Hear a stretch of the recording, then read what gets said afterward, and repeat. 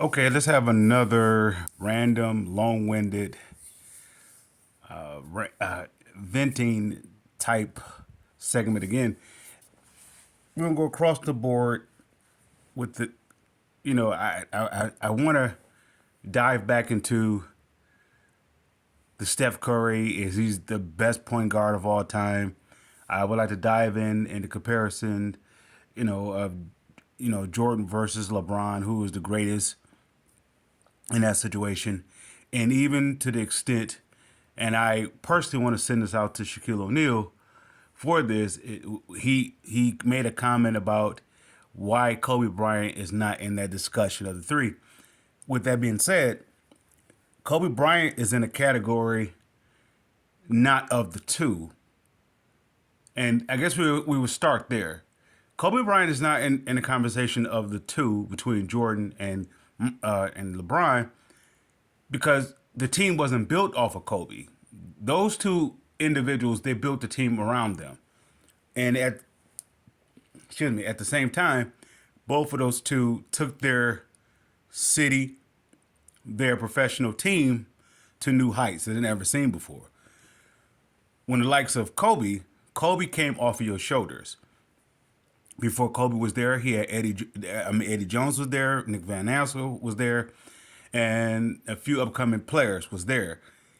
Did they achieve the heights of a Kobe Bryant? No. But at the same time, Kobe was standing off the shoulders of Mr. Shaquille O'Neal.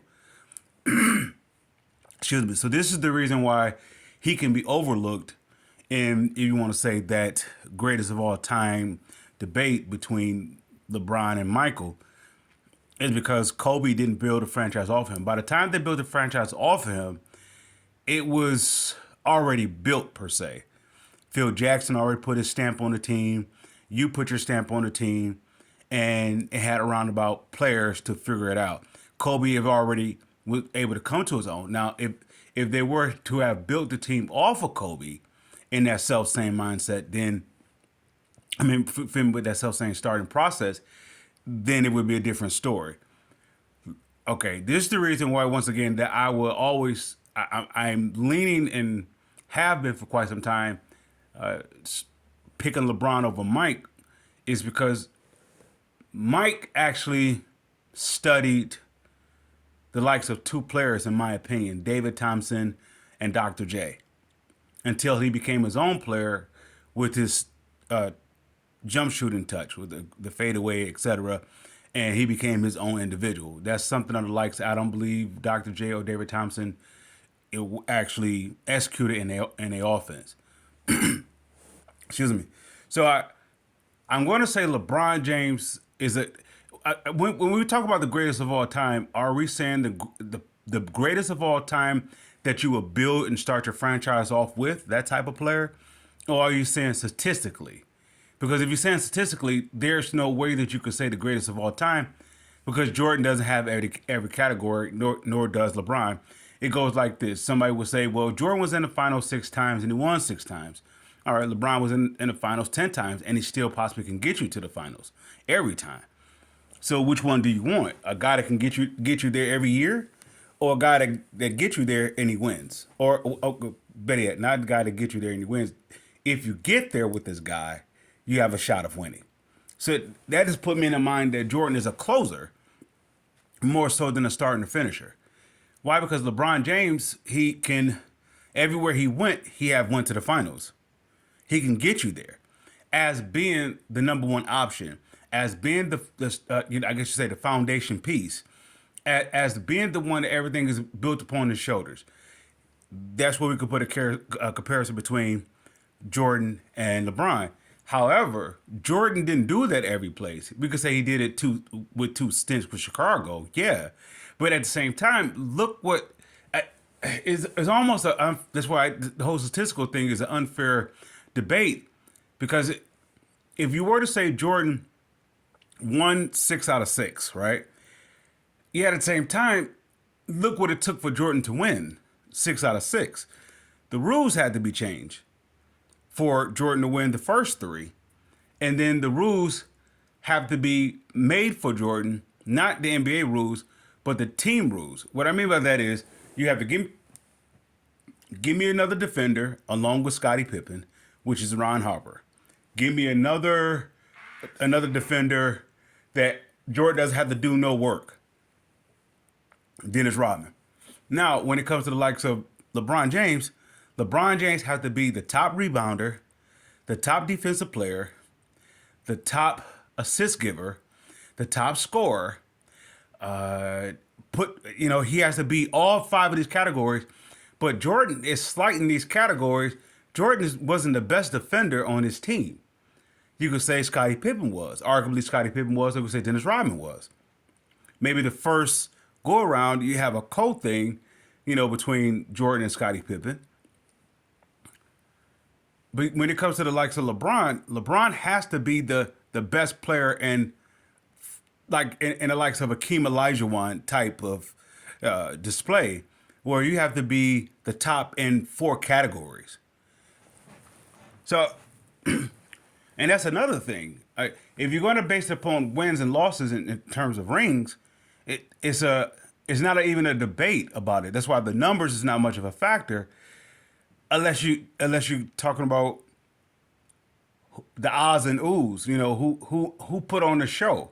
If you want to talk about a showcase, then Jordan is clearly the guy, because everything of the NBA up to the point of him have never been done have never been done to the heights as in the likes of an individual such as what Jordan displayed. No, Magic, Bird, Dr. J, and all the players before Jordan have never done it to that height.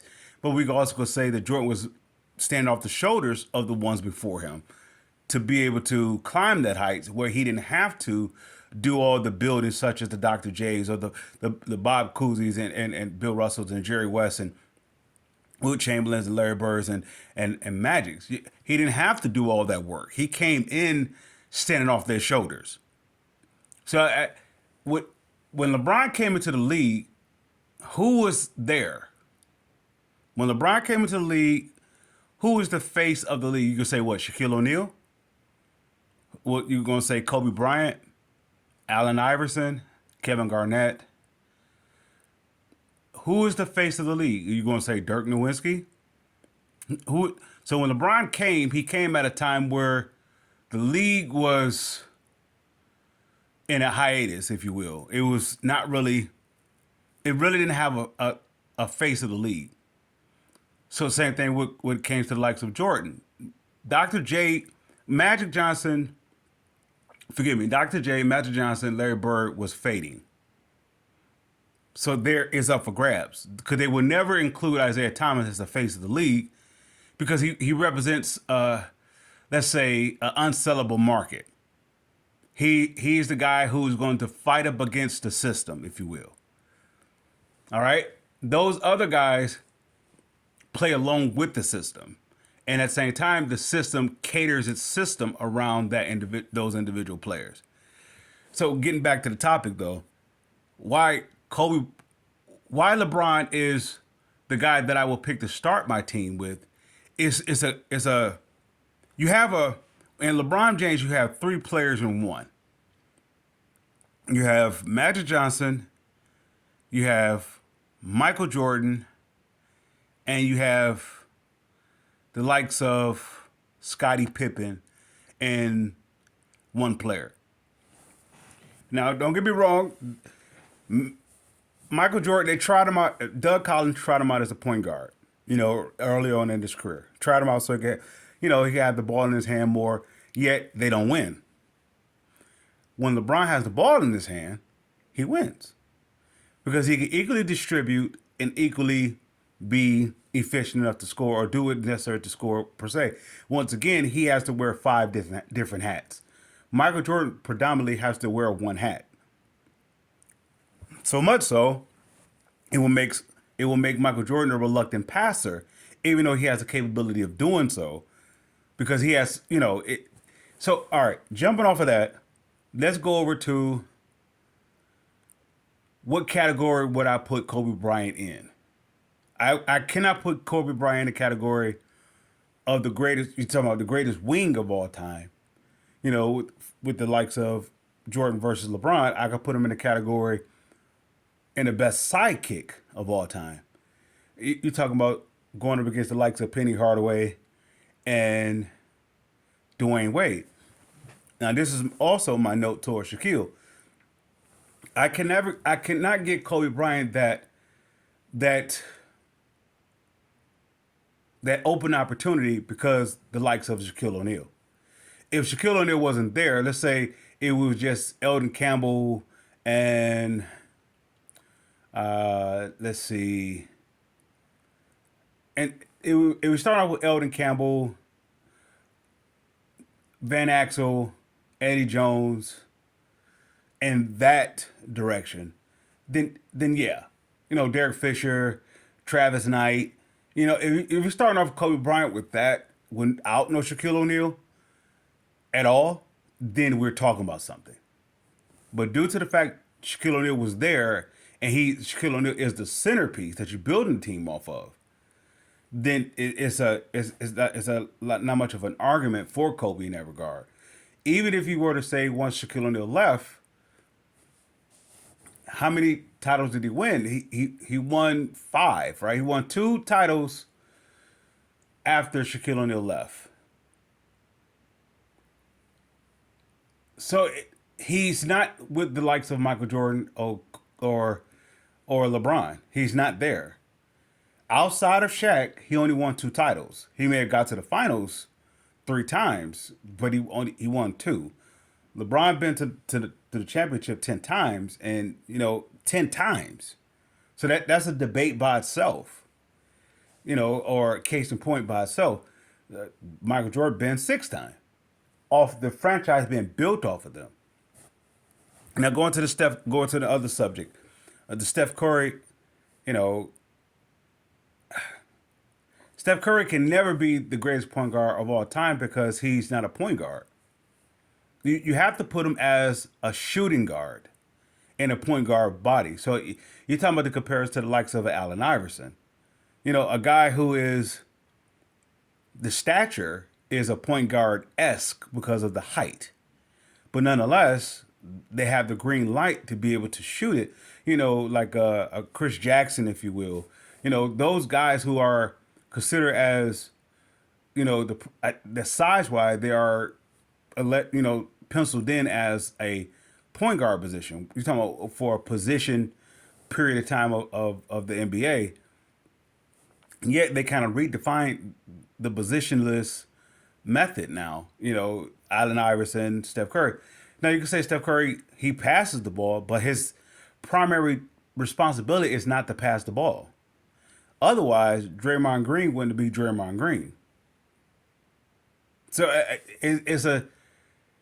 I have to put, if you're going to say Steph Curry, I will have to put him in the pointless situation, or forgive me, the positionless situation, in the likes of Allen Iverson, who is the greatest of the two. Now, Allen Iverson is great at attacking the basket as a small guy. Yeah, of course you could say Isaiah, but Isaiah had to distribute the ball. So Isaiah's giving you 10 to 11 assists, can get you also 30 baskets, or 30 points, and get you some steals. So if Curry can do that, Curry is not even on the stage of Magic.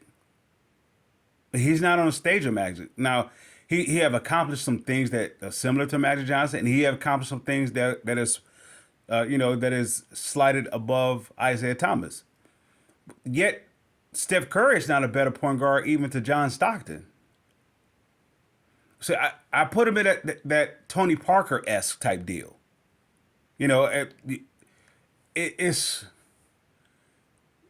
you have a sole role to do, a sole responsibility to do, and that's to basically score the ball. So if Steph Curry was 6'6", would you say he's a point guard? No, you would say he's a shooting guard. But he's not a point guard when he doesn't have the point guard responsibilities. And then here we go with this. Let's go here to this next segment about what era of basketball are they playing in. Whenever it comes to a debate, there's only one center point of what era of basketball you're gonna play in, officiating, etc. And that's the '80s. Why? Because the '80s is a combination of like structure, let's say seeing something you never seen before, as well as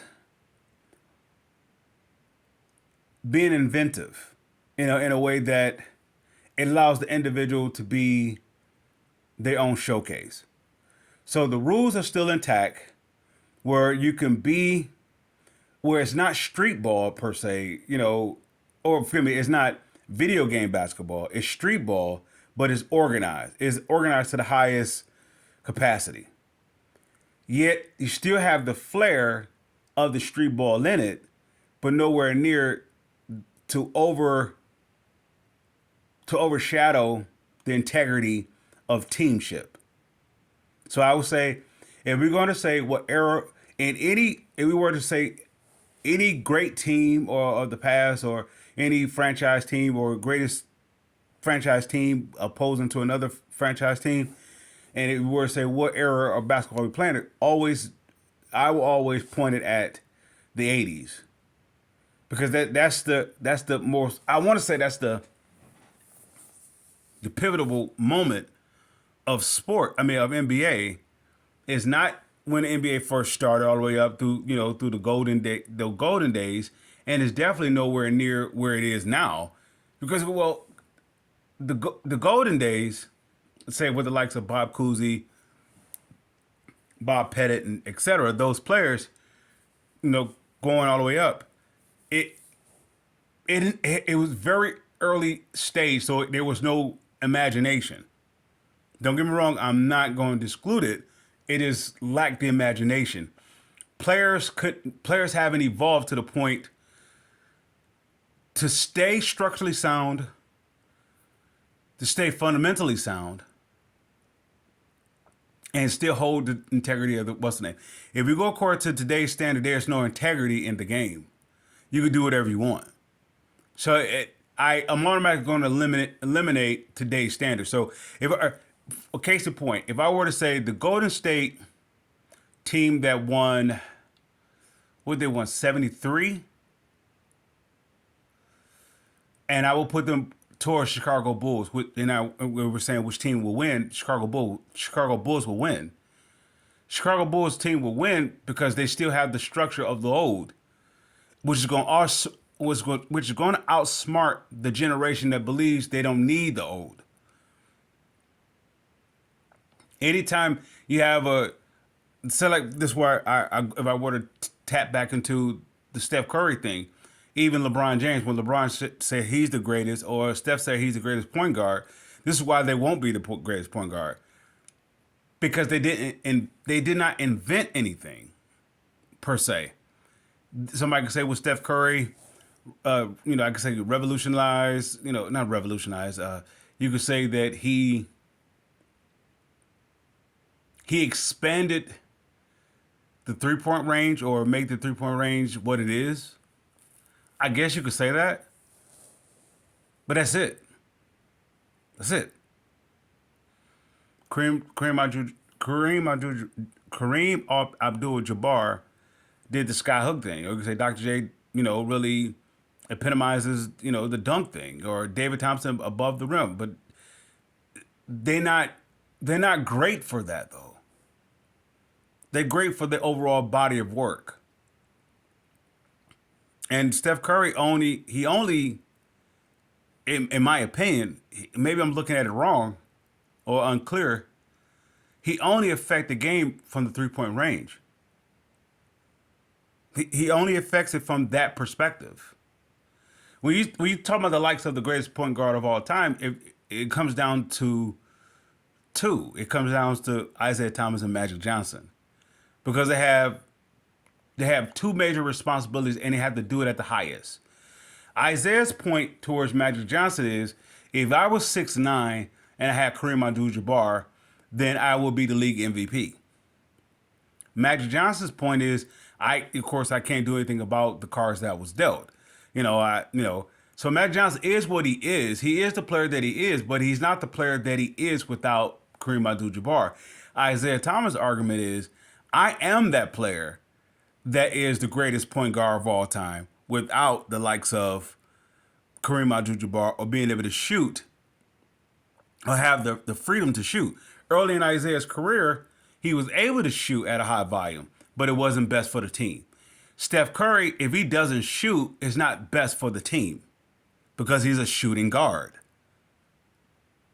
So it's almost like Joe Dumars going against Steph Curry type deal. Allen Iverson, that whole you have a point guard's stature, physical stature, if you will, but at the same time, your game is not I'm pass first, team first.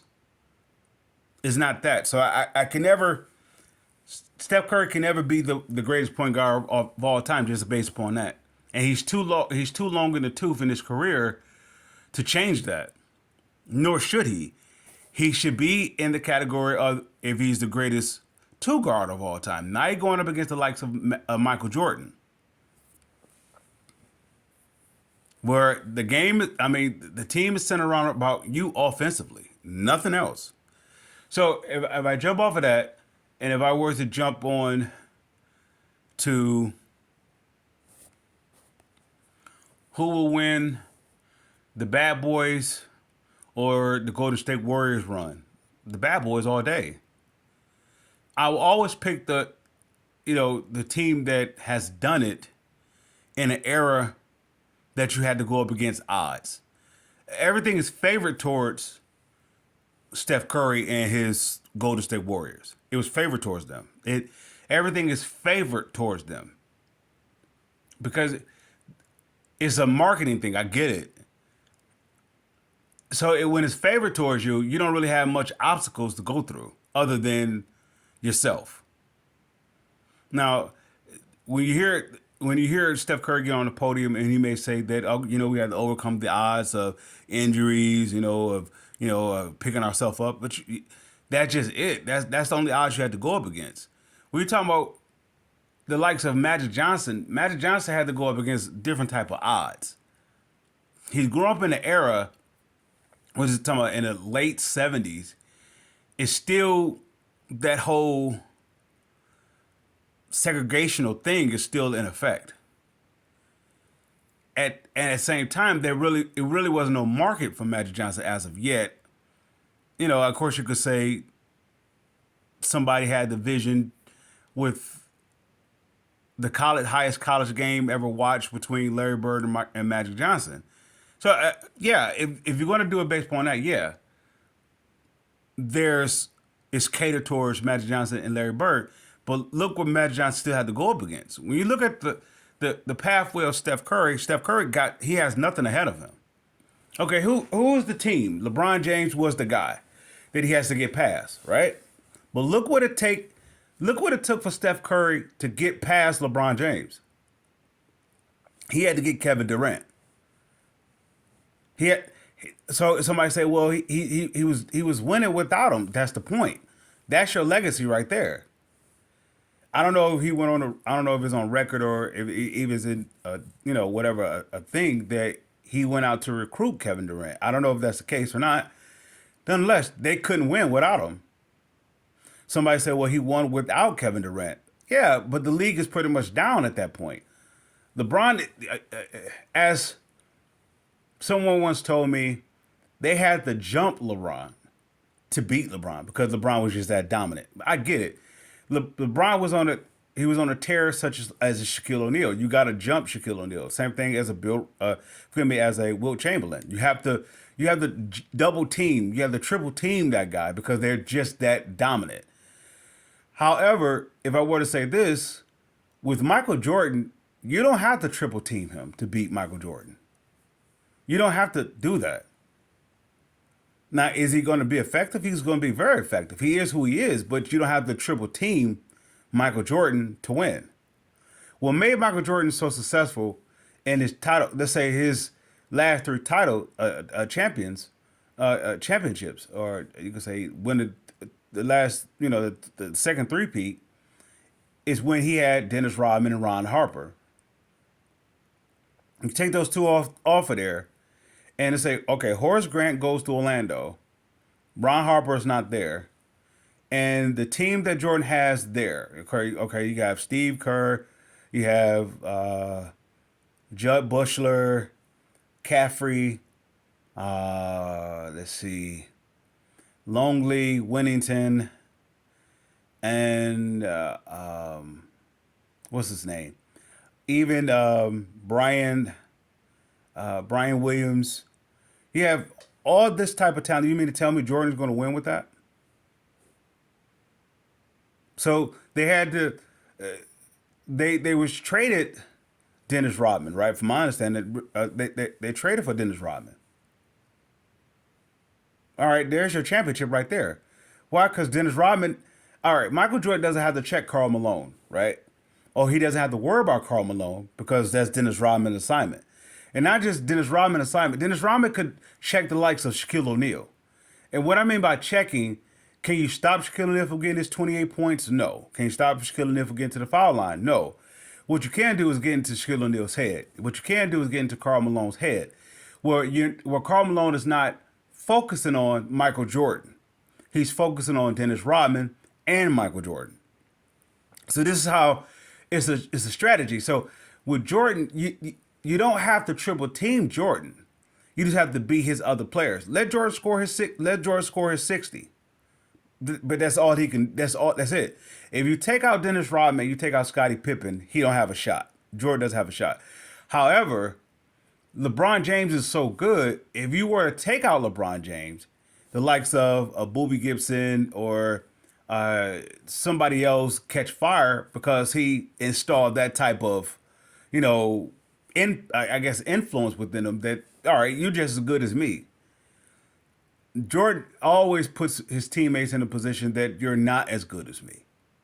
So that's why I have to shoot everything. That's why I have to do what I do. But if I'm building a franchise, if I'm starting a franchise off between, to say, the likes of three players, if you have on the board Jordan, LeBron, and Kobe, I'm picking LeBron first. I could play LeBron in four different positions and build my team off of that. Jordan, I can only play him in one position. I can only pencil him in one position. Jordan epitomizes a shooting guard. This is why I will put Steph Curry in a category with the Michael Jordan. He is a shooting guard. Steph Curry just happen to be a smaller size of it. So I don't know. Steph Curry can never be the greatest point guard of all time because he's not a point guard. Magic Johnson is the greatest because he epitomizes what the point guard is. You know, and as well as you have to build a team off of him. This is why if you were to do a head to head without no Kareem Abdul-Jabbar, who I'm going to take, Isaiah Thomas or Magic Johnson, I'm taking Isaiah Thomas. Magic Johnson has the size. That's about it. That's about it. Don't get me wrong. He has a spectacular skill set of being able to raw the crowd. Finesse ball. But I would actually take Isaiah Thomas over Magic Johnson as a point guard. The reason why I can say I understand why Michael Jordan would say give me Magic Johnson over Isaiah Thomas as as the greatest point guard. Well, Magic Johnson is going to. It's a psychological advantage. 6'9", 6'6", it will outdo 6'1", 6'6". It will outdo it. Yet, when you were to look at those All-Star games, though, back in the 80s, when Isaiah and Jordan was in a backcourt, it was a different ball game. Isaiah and Jordan, they took out the likes of a Magic Johnson, whoever he had next to him. Because it works. It works because you have a true point guard in Isaiah Thomas at the same time who can actually get you buckets. So it's fascinating, though. I would say if it wasn't, I want to say, unbiased league, or if it wasn't I don't know, favoritive type of league, I would say Isaiah Thomas is the greatest point guard of all time. He can do every bit of what Magic Johnson has done. Actually, he has done it with outside the likes of a Kareem Abdul-Jabbar or not having the top draft pick. Look at it this way: when Magic Johnson came to the scene with the Lakers, they already had Kareem Abdul-Jabbar. Then they go back to back with Magic Johnson, James Worthy with the number one overall. And if somebody can say that's Woolen and Dillon, yeah. But look what the Pistons had to deal with. I mean, look what they had to build with, not deal with, build with. All right, Joe Dumars was later rounds. Okay, he was in the. I think he was a second round pick, if I'm not mistaken. And everything else is pretty much okay. With outside of the likes of John Sally and Dennis Rodman, everybody else was trades. Bill Laimbeer trade, Rick Mahorn trade. Uh, Forgive me. John Long was there, but he John Long, Kelly Tripucka, they were drafted, so I get that. But look what Isaiah had to build with. This is Isaiah's point to the 6'9" Kareem Abdul-Jabbar argument. Isaiah's like, if you give me 6'9", then yeah, I'm better than Magic Johnson. Clearly, because at 6'1", he has an argument being better than Magic Johnson. Nobody will ever say that as the two because all the flash was on Magic, the marketing was on Magic. They would never market Isaiah because he's a guy who will fight the system. You know, you have to play a role. Magic Johnson played his role. Isaiah Thomas is not. He's not a. He's a fair guy to that degree. Don't get me wrong. Am I saying he's squeaky clean? No, I'm not saying that. That's something totally different.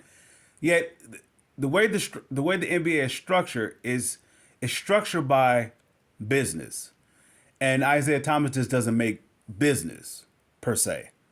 It's almost like who can I say? Allen Iverson being the face of the league is like Isaiah Thomas being the face of the league. They both are two individuals who had something to say about the system.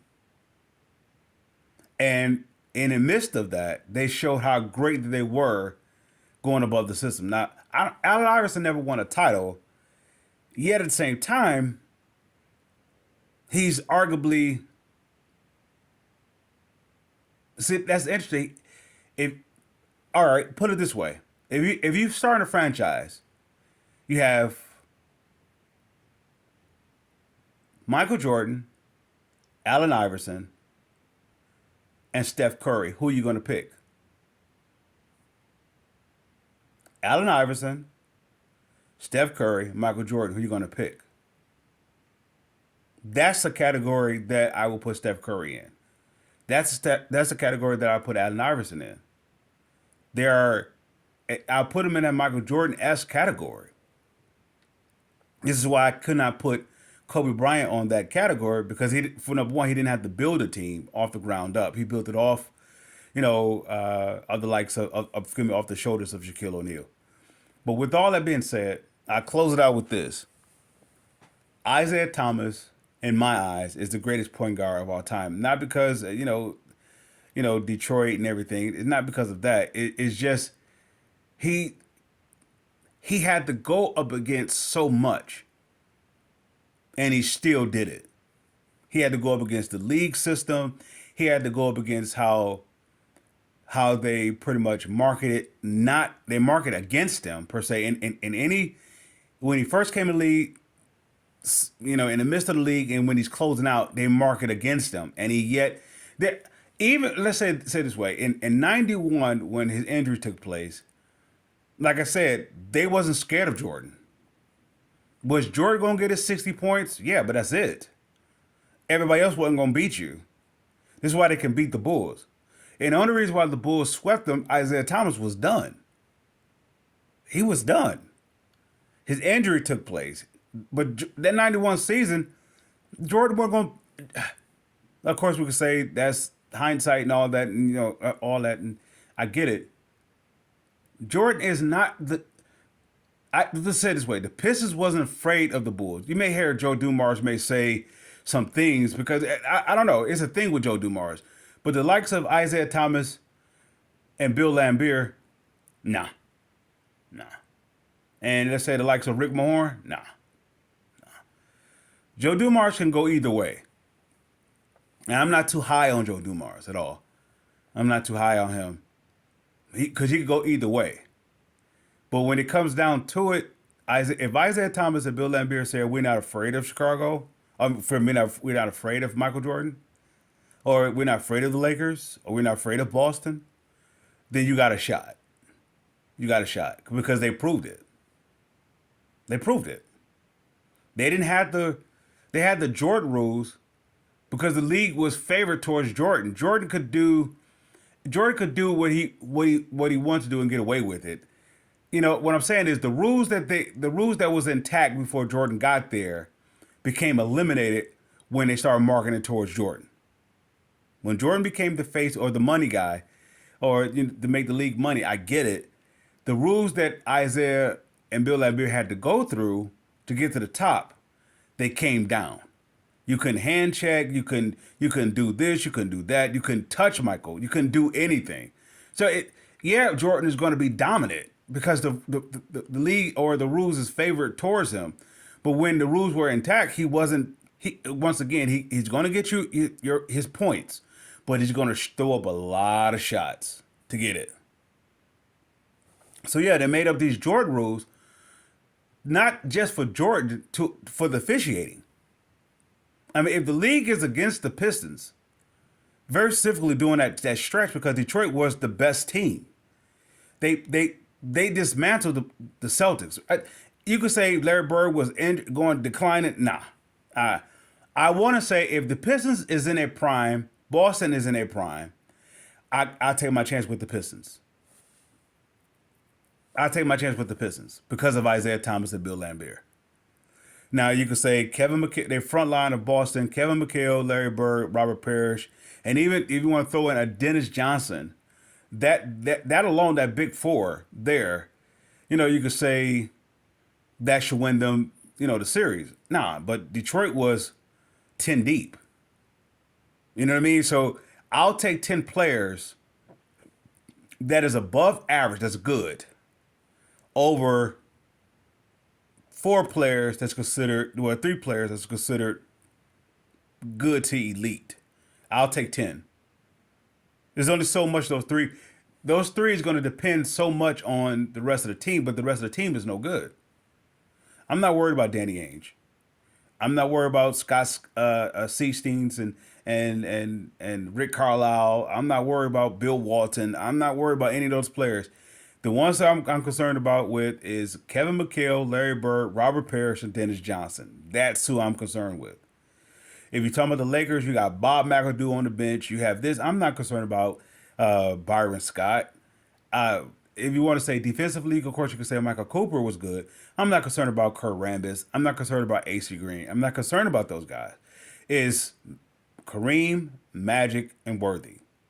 If you want to throw a fourth in, you could say Michael Cooper. Other than that, now, if you take out Michael Jordan, you have Scottie Pippen, and you don't have a Dennis Rodman because Dennis Rodman will be with the Pistons. You don't beat the Pistons. You don't beat Boston. You don't beat the Lakers.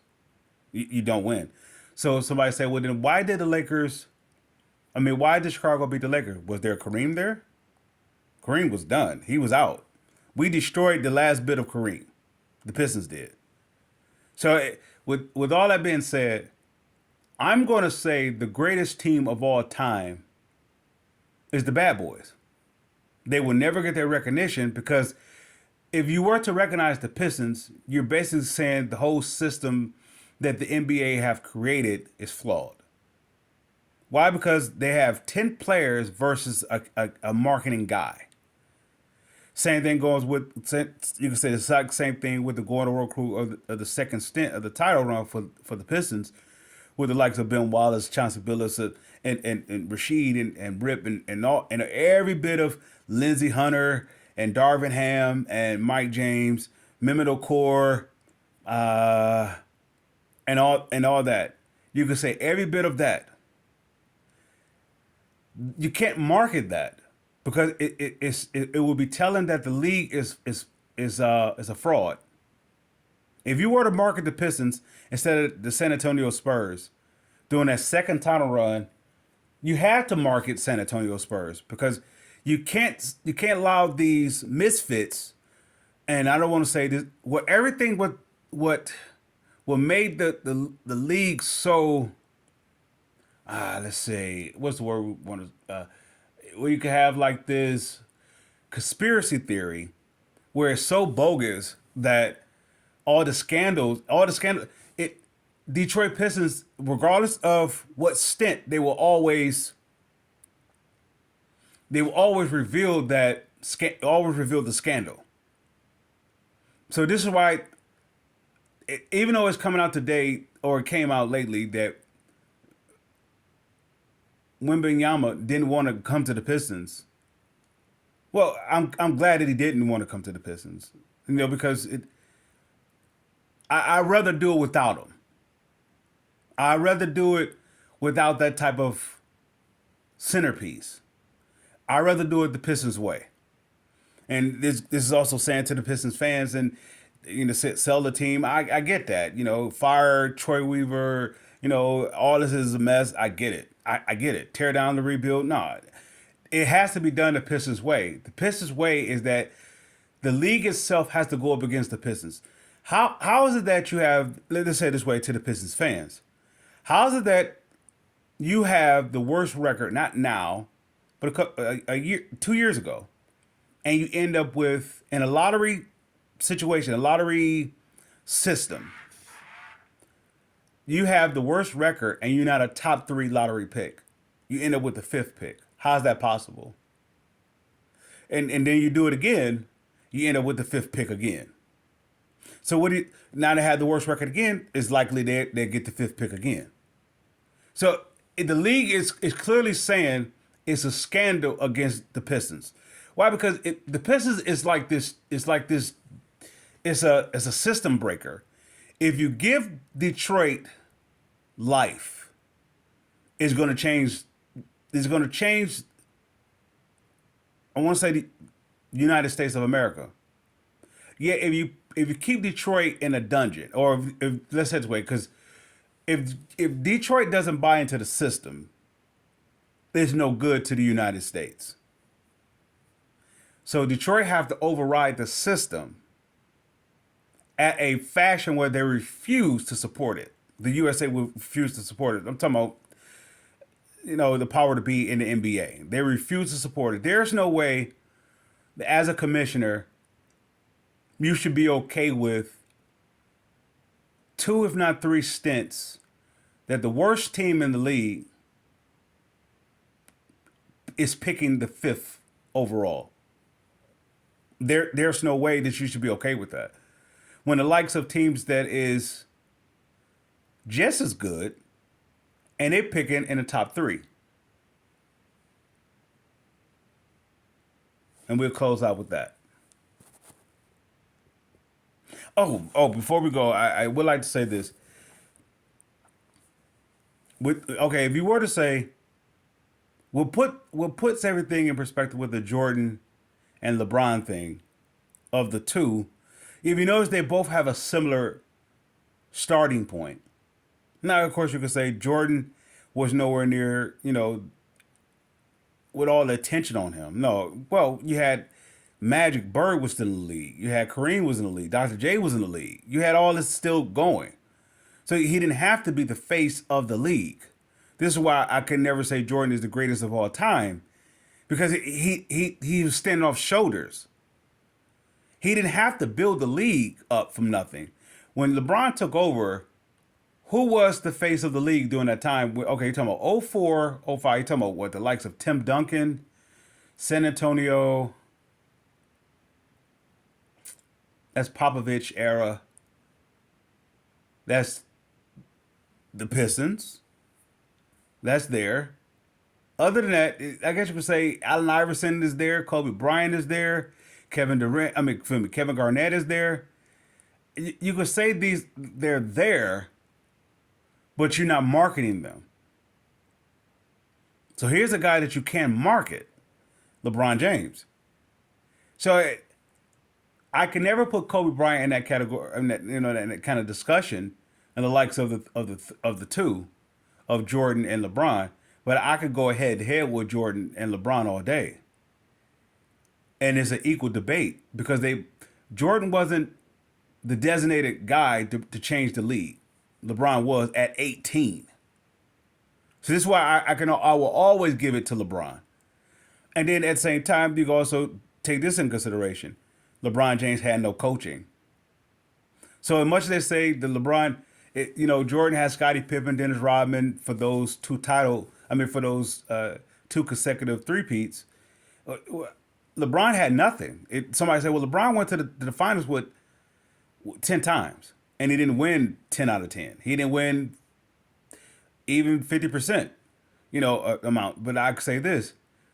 Give me LeBron James head coaches through those stints. He didn't have Pat Riley. He didn't have Popovich. He didn't have Phil Jackson. He didn't even have Chuck Daly. He didn't have a championship type of whatever, coach. Somebody could say, well, Jordan never had that. All right, Jordan didn't have that. But when Jordan won, he had it. Right? When he won with Phil Jackson, where was Pat Riley? Pat Riley was with he was with the Knicks, I believe. When Jordan won his first three, the Pistons was on a decline. Isaiah was injured. That was done. Kareem was done out of LA. Bird pretty much is done in Boston.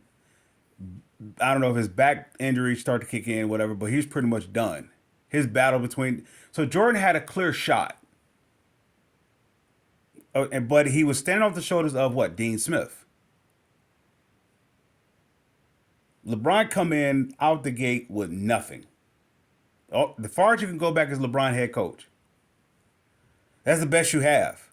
His head coach, and of course you have those that taught him along the way in that perspective of time. Other than that, he has no Hall of Famer and influence in his early career. Who he start off with? I think Silas. I think it's Paul Silas, I believe. Come on. And he didn't even know what to do with LeBron. LeBron didn't start winning until I believe Paul Silas was no longer the coach. So I don't know. I mean, if you want to say who is the better of the two, what are we talking about? Are we talking about 101 or are we talking about team? If we talk about team, then I'm gonna go with LeBron because LeBron had far less to work with. When people say Jordan is better, you're going off what Jordan was already built. When LeBron came in the league, he's 18. When Jordan came in the league, he standing off the shoulder of a Dean Smith. Nothing is established. Don't get me wrong. Nothing is established in Chicago. Nothing at all. So LeBron coming into 18 and Jordan coming in and standing off nothing in Chicago. I guess you could say that's an even kill type deal. They could battle that out.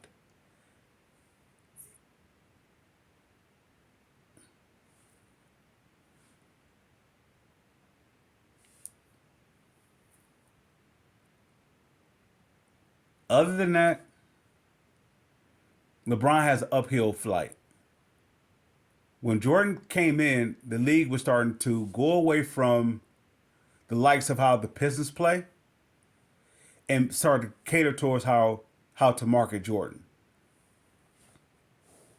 This is why I guess you could say the league did the same thing with LeBron to market LeBron, but LeBron is coming in 18 though. The league is established. He has to go through the likes of San Antonio. This is why when he went to the finals, he got swept. He has to go through these juggernauts. Jordan kind of like by the time Jordan got to the top, there was no competition. 91, 92, 93. You're speaking about Magic Johnson without Kareem. You're speaking about Clyde Drexler, which is pretty much no threat to Jordan. Because once Jordan got past the Pistons, he was pretty much unbeatable. That was his hurdle. So Jordan had Dean Smith and the Pistons to teach him how to be a champion. LeBron had nothing and has nothing.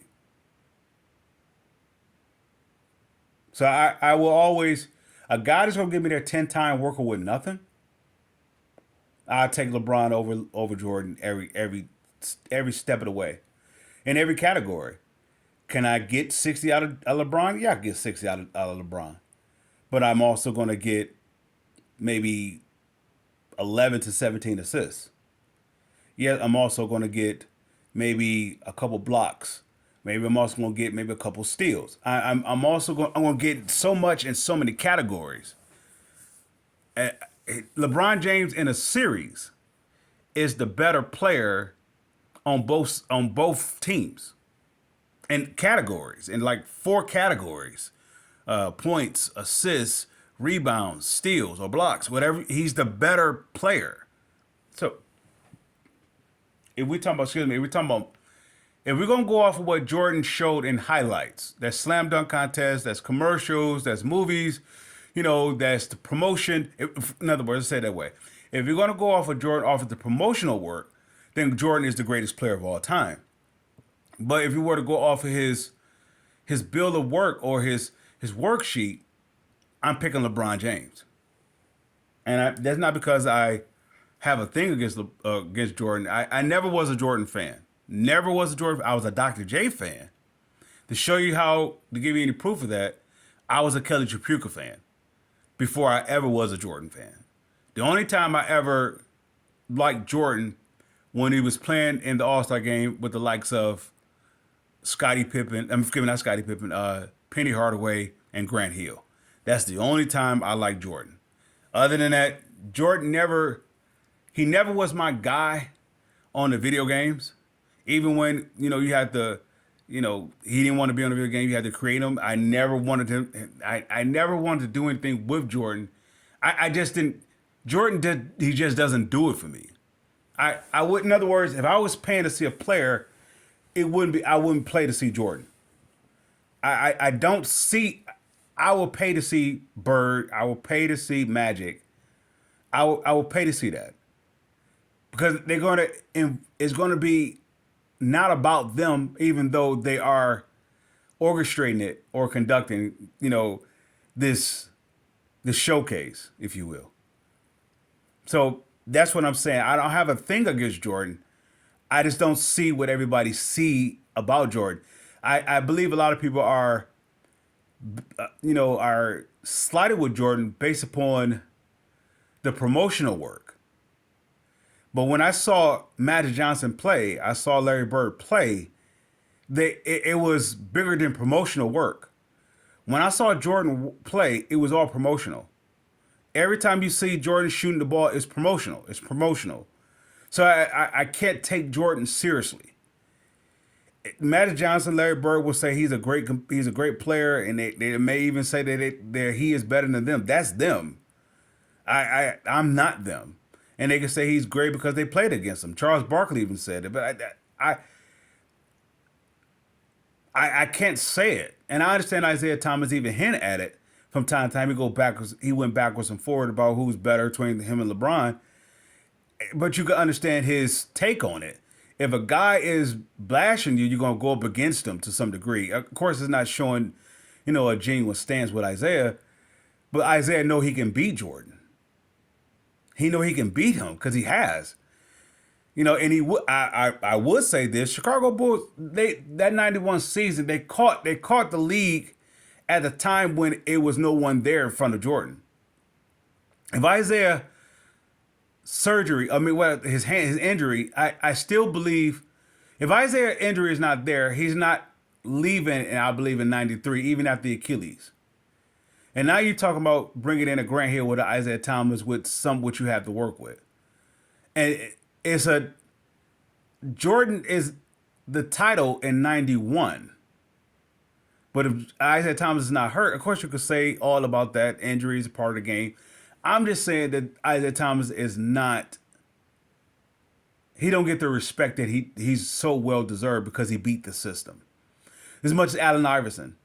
Isaiah Thomas and Allen Iverson will never get the respect they deserve from a promotional standpoint because they defeated the system And we'll conclude with that. Pistons fans, NBA fans, I salute.